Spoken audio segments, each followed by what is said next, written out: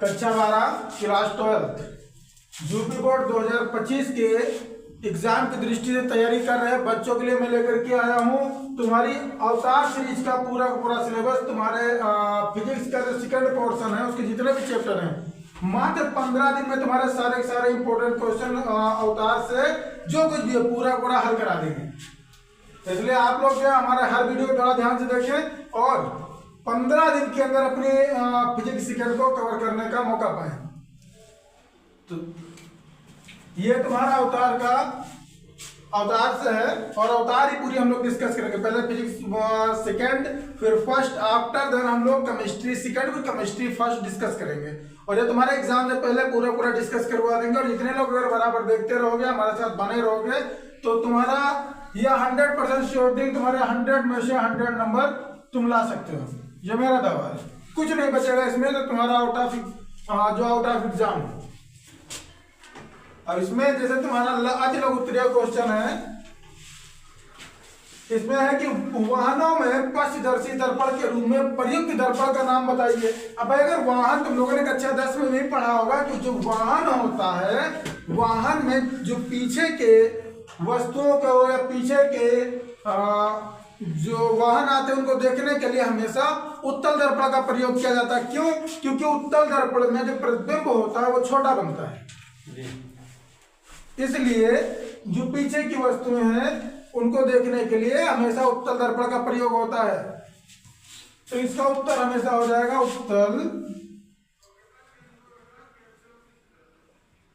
उत्तल दर्पण। दूसरा तुम्हारा क्वेश्चन कि प्रकाश का परावर्तन से क्या तात्पर्य है। तुम लोग इसे क्लास 10 में पढ़ चुके हो। परावर्तन मतलब किसी चिकनी सतह से प्रकाश का टकरा कर वापस आना। तो तुम अपनी इसे भाषा में लिख सकते हो, जब प्रकाश का किसी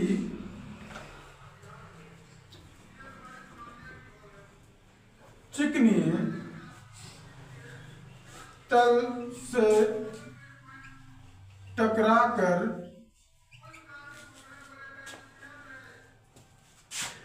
वापस उसी माध्यम में लौट आना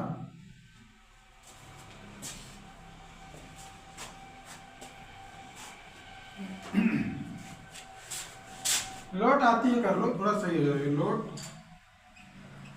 आती है तो इस घटना को प्रकाश का परावर्तन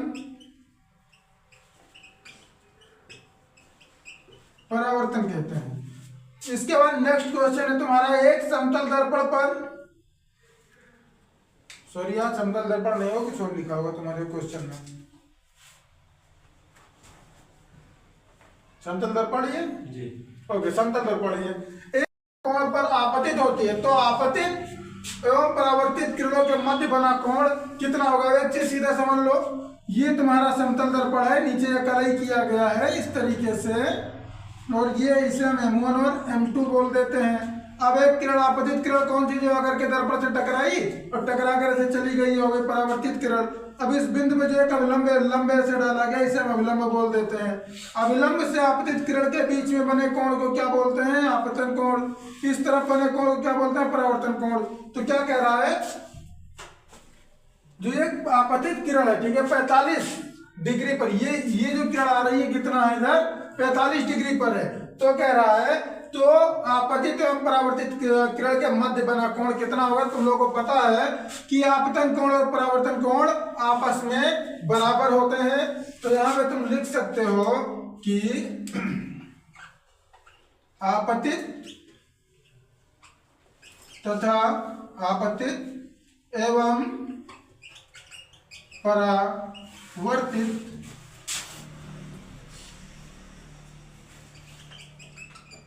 किरण के मध्य बना कोण बराबर I प्लस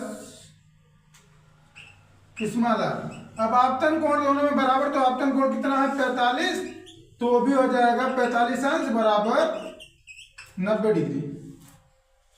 ठीक है, ये 90 डिग्री हो जाएगा। फिर कह रहा है तुम्हारा गोलीय दर्पण के ध्रुव एवं मुख्य फोकस के बीच की दूरी क्या कहलाती है। तुम लोगों को पता है कि अगर कोई ऐसे दर्पण बना हुआ है और ये हमने इसके पीछे कलई कर दिया, तुम्हारा दर्पण था, और ये हो गया ध्रुव P और ये हो गया मुख्य अक्ष, ये हो गया मुख्य फोकस, यहाँ हमने केंद्र वक्रता केंद्र मान लिया। तो ध्रुव और मुख्य फोकस के जो बीच की दूरी होती है इसको हमेशा फोकस दूरी कहते हैं, जिसे स्मॉल एफ से लिखते हैं। ठीक है, तो क्या कहते हैं, फोकस दूरी, इसको स्मॉल एफ से लिखते हैं। तो ये तुम्हारा 5 नंबर क्वेश्चन है, ये तुम्हारा 5 नंबर क्वेश्चन है। इसमें लिखा है जब वस्तु अवतल दर्पण के वक्रता के अनंत के मध्य स्थित हो तो प्रतिबिंब की स्थिति बताओ। मैंने तुम लोग कई बार ये बता चुके हैं, तुम्हारे कारण में बताया गया होगा कि वस्तु जब अनंत और वक्रता केंद्र के मध्य स्थित होती है तो प्रतिबिंब तुम्हारा वक्रता केंद्र और मुख्य फोकस के मध्य बनता है। ठीक है, जैसे हम पहले फिगर समझ लेते हैं। तुम्हारा अवतल दर्पण है, ये फिगर है तुम्हारा, मैंने इसको ऐसे कलई कर दिया। ठीक है, पीछे ये बन गया डेश, ठीक कलई कर दिया। ये हो गया तुम्हारा ध्रुव P और मैंने इस पे एक मुख्य अच्छे से बना दिया, ये बन गया। ये हो गया क्या वक्रता F और ये हो गया क्या वक्रता केंद्र C, वक्रता केंद्र C। उनसे बोल दो कि तो वॉइस थोड़ा स्लो कर ले, आवाज बहुत आ रही है। ये तुम्हारा वक्रता केंद्र है। अब मान लिया जब वस्तु तुम्हारा कहाँ वक्रता केंद्र ये होगा अनंत दूर होगा, जब इसके मध्य में वस्तु ऐसे स्थित हो जाए। हम तुमको सारी स्थितियां बता दे रहे हैं। ये यहाँ मान लिया वस्तु अनंत पर स्थित हो गई, पहली स्थिति है। ठीक है, तब वस्तु बनेगी तुम्हारा मुख्य फोकस पर बन जाएगी। दूसरी स्थिति होती है जब तुम्हारी वस्तु अनंत और वक्रता केंद्र के मध्य स्थित हो, तब वस्तु का प्रतिबिंब तुम्हारा बनेगा कहाँ, वक्रता केंद्र और मुख्य फोकस के बीच। तुम्हारा क्वेश्चन यही है। तीसरा, अगर तुम्हारा वस्तु रख दिया जाए वक्रता केंद्र पर तब प्रतिबिंब बन जाएगा वक्रता केंद्र पर ही। और जब वस्तु को रख दिया जाए वक्रता केंद्र मुख्य फोकस के जब मध्य में रख देते हैं तब वस्तु का प्रतिबिंब कहाँ बन जाता है, और थोड़ा पीछे जाता है वक्रता केंद्र और अनंत के मध्य में बन जाता है। और उसके बाद में अवतल दर्पण में जब हम वस्तु को मुख्य फोकस पर रख देते हैं तब प्रतिबिंब अनंत पे बन जाता है। इसके अलावा जैसे ही हम वस्तु को मुख्य फोकस से और थोड़ा आगे बढ़ाते हैं दर्पण की ओर, जब ध्रुव और मुख्य फोकस के बीच आ जाती है तब दर्पण जो वस्तु का प्रतिबिंब होता है वो दर्पण से पीछे बनता है, दर्पण के पीछे बनता है। ठीक है, ये होता है। हमारा क्वेश्चन ये था कि अनंत यानी ये वक्रता केंद्र, इसके मध्य में ये वस्तु स्थित है तो प्रतिबिंब कहाँ बनेगा, यहाँ पर वक्रता केंद्र और मुख्य फोकस के मध्य में। ठीक है, अब यहाँ पर देखो, अब तुम्हारा क्वेश्चन था कि वक्रता केंद्र और अनंत के मध्य रखी हो यहाँ पे, तो तुम्हें सीधा लिख देना है कि जब वस्तु को अवतल दर्पण के वक्रता केंद्र और अनंत के मध्य स्थित हो तो प्रतिबिंब बनेगा कहाँ पर, वक्रता केंद्र तथा मुख्य फोकस के बीच। ठीक है, ये तुम्हारा इसका उत्तर हो गया।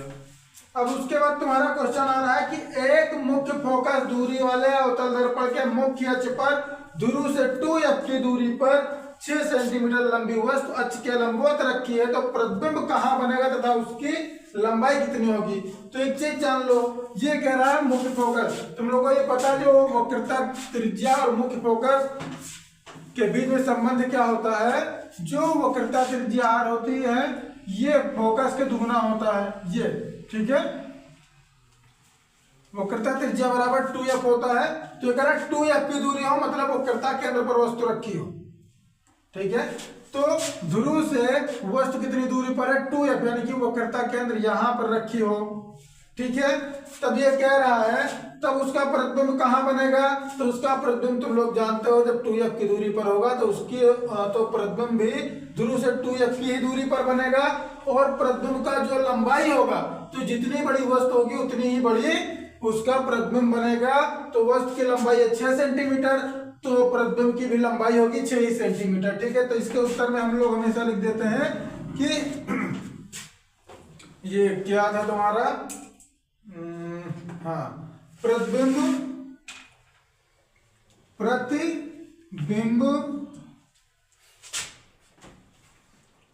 ध्रुव से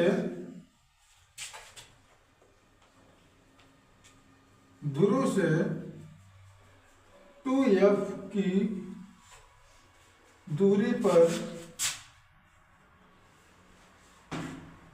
ही वक्रता केंद्र पर बनेगा तथा प्रतिबिंब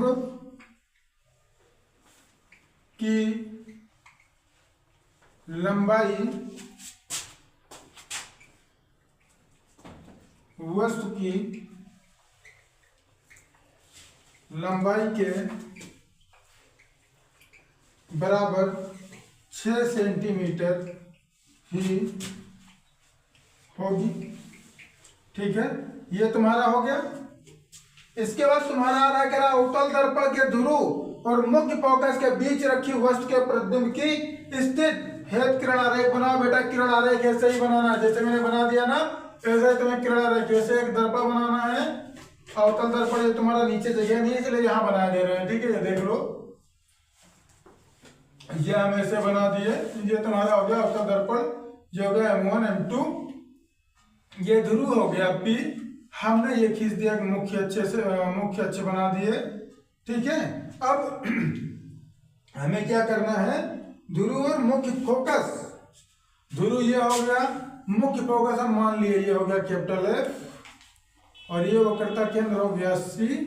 ठीक है, अब ये क्या क्या कह रहा है, वस्तु कहाँ होनी चाहिए, ध्रुव और मुख्य फोकस के मध्य, यानी कि यहाँ पे मैंने देखो यहाँ तुम्हारा ये पहले नंबर क्वेश्चन बताया था, जब वस्तु तुम्हारी ध्रुव और मुख्य फोकस के मध्य रखी हो तो प्रतिबिंब कहाँ बनेगा, दर्पण के पीछे।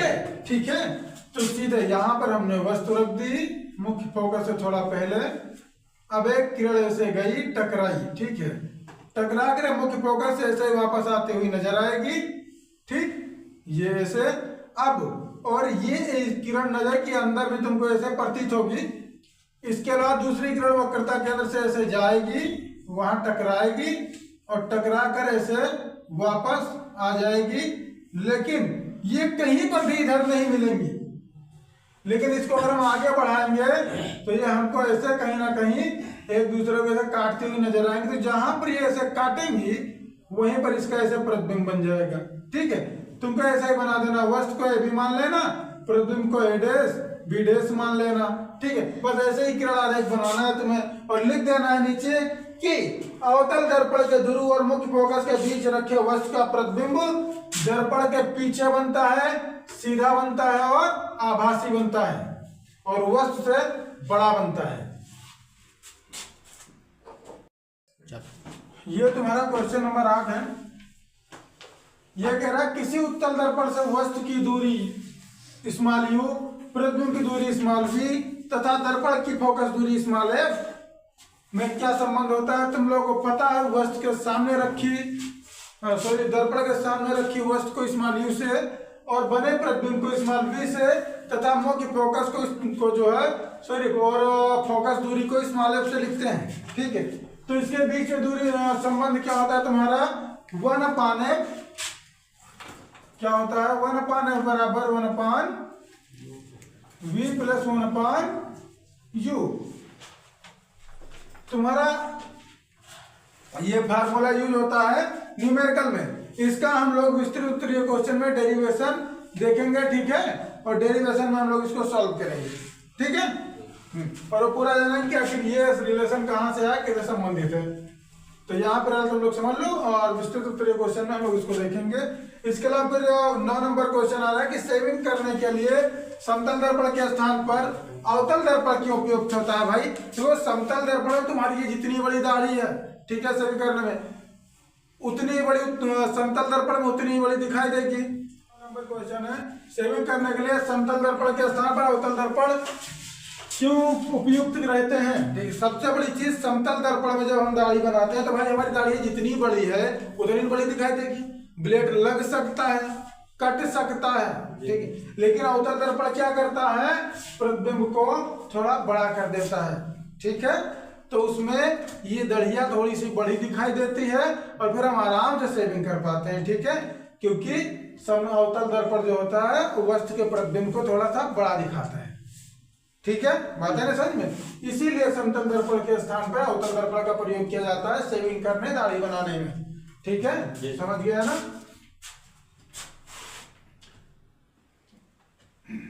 अवतल दर्पण किसी वस्तु के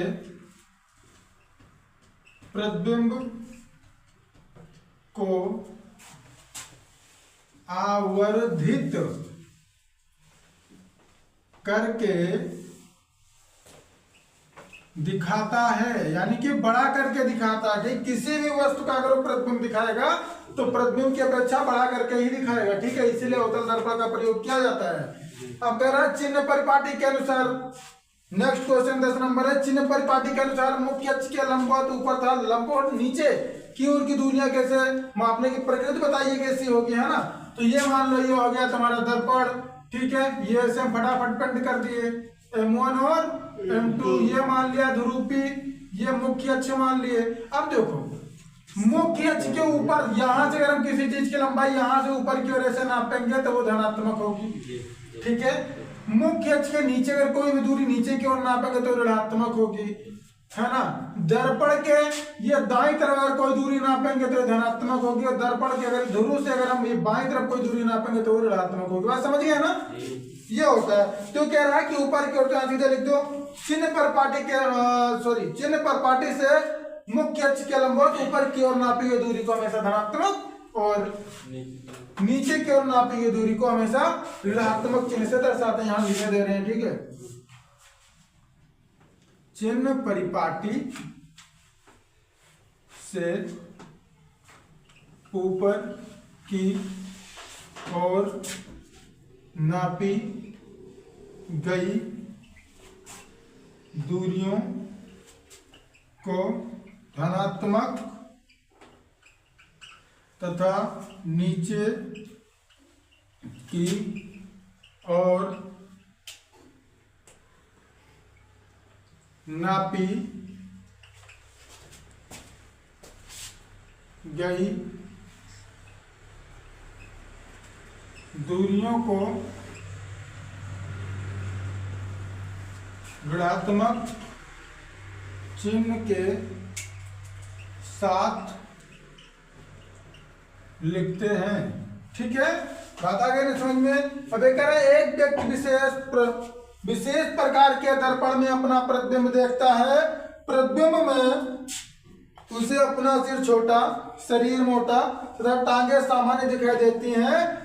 दर्पण के तीनों भागों के प्रकृति के बारे में बताओ। तुम लोगों को सीधा पता है कि अगर किसी वस्तु का प्रतिबिंब छोटा दिखाई दिया तो वो उत्तल दर्पण, ठीक है, अगर किसी वस्तु का प्रतिबिंब हल्का सा बड़ा दिखाई दिया तो वो अवतल दर्पण, और अगर वस्तु जितनी बड़ी उतनी बड़ी दिखाई दी तो समतल दर्पण। तो तुम्हें इसे सीधा लिखना, ठीक है, कि दर्पण का ऊपरी भाग, है ना, यहां उत्तर में लिखो सीधे, दर्पण का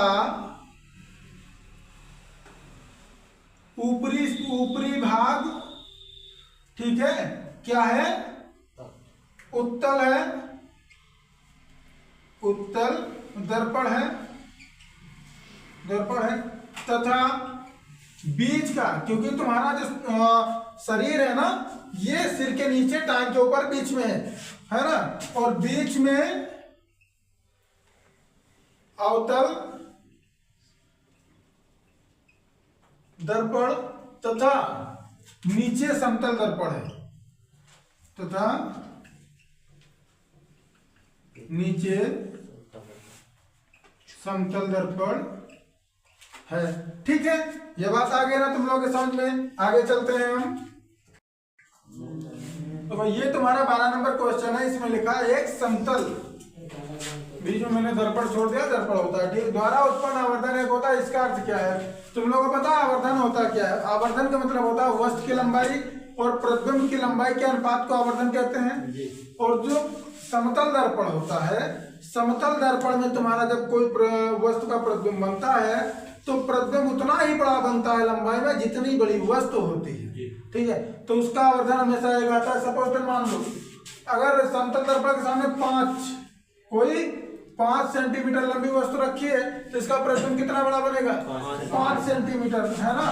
तो ये इसके जो u की जो लंबाई होगी वो 5 और जो प्रतिबिंब की लंबाई होगी 5 सेंटीमीटर। सपोज हम इसको मान लेते हैं एग्जांपल में तुम्हें समझाने के लिए। तो यार वो वस्तु की लंबाई मान लो ऊपर नीचे, प्रतिबिंब की लंबाई मान लो।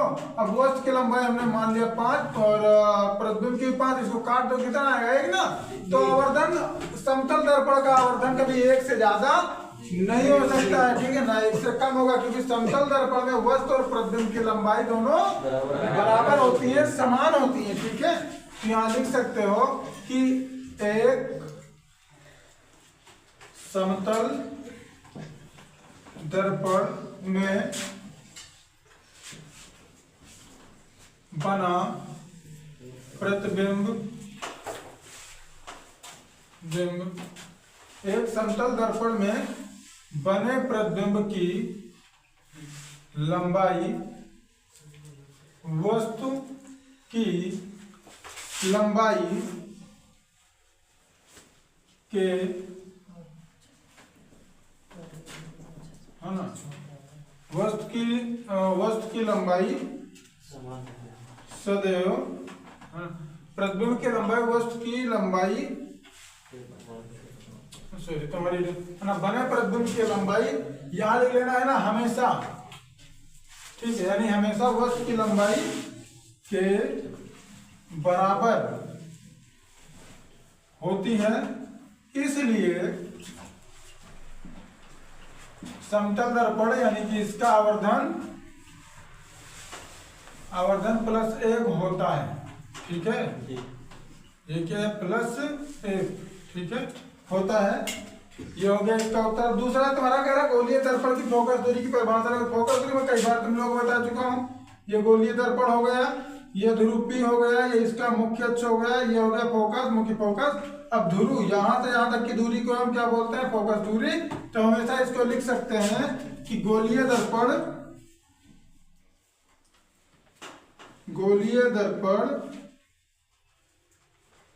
की फोकस दूरी, गोलीय दर्पण में ध्रुव से मुख्य फोकस के बीच की दूरी को फोकस दूरी f कहते हैं। ठीक है, देखो अब ये तुम्हारा क्वेश्चन है 14 नंबर। कह रहा है प्रकाश के वेग के पदों में अपवर्तनांक का सूत्र लिखो। ठीक है, तो अपवर्तनांक का सूत्र होता है तुम्हारा 1n2 = v1/v2। v1 मतलब प्रथम माध्यम का वेग है, प्रथम माध्यम का वेग। v2 क्या है? दूसरे माध्यम का वेग। ये तुम्हारा जो अपवर्तनांक होता है, ये तुम्हारा अनुपात ये भी होता है कि पहले माध्यम और दूसरे माध्यम में जो प्रकाश का के वेग का जो अनुपात होता है उसी को अपवर्तनांक कहा जाता है। इसके बाद तुम्हारा 15 नंबर कोण क्वेश्चन है, क्रांतिक कोण किसे कहते हैं? भाई क्रांतिक कोण होता क्या है? तुम्हारा आपतन कोण और अपवर्तन कोण होता है। यानी कि आपतन कोण तुम्हारा इतना बढ़ा दिया जाए कि अपवर्तन कोण 90 हो जाए, तब जो आपतन कोण होता है उसे क्या बोलते हैं? क्रांतिक कोण कहते हैं। तो यहाँ लिख सकते हो, ठीक है। आपतन कोण आई को इतना बढ़ा दिया जाए कि अपवर्तन कोण 90 डिग्री हो जाए, तो प्राप्त आपतन कोण को क्रांतिक कोण कहते हैं, ठीक है। यानी कि आपतन कोण को जिस लेवल तक बढ़ाया जाए कि अपवर्तन कोण कितना हो जाए, 90 हो जाए, तो जो आपतन कोण होगा उसी को क्रांतिक कोण कहा जाएगा। 16 नंबर क्वेश्चन बचा हुआ है। ये कह रहा है उस भौतिक सिद्धांत का नाम लिखिए जिस पर प्रकाशिक तंतु कार्य करता है। तो प्रकाशिक तंतु पूर्ण आंतरिक परावर्तन के सिद्धांत पर कार्य करता है, ठीक है। तो यहाँ तुम्हें सीधे लिखना है कि पूर्ण आंतरिक परावर्तन के सिद्धांत पर, ठीक है। ये तुम्हारा लघु उत्तरीय क्वेश्चन कंप्लीट हो गए हैं, ठीक है। अब हम लोग देखेंगे लघु उत्तरीय क्वेश्चन की चर्चा करेंगे।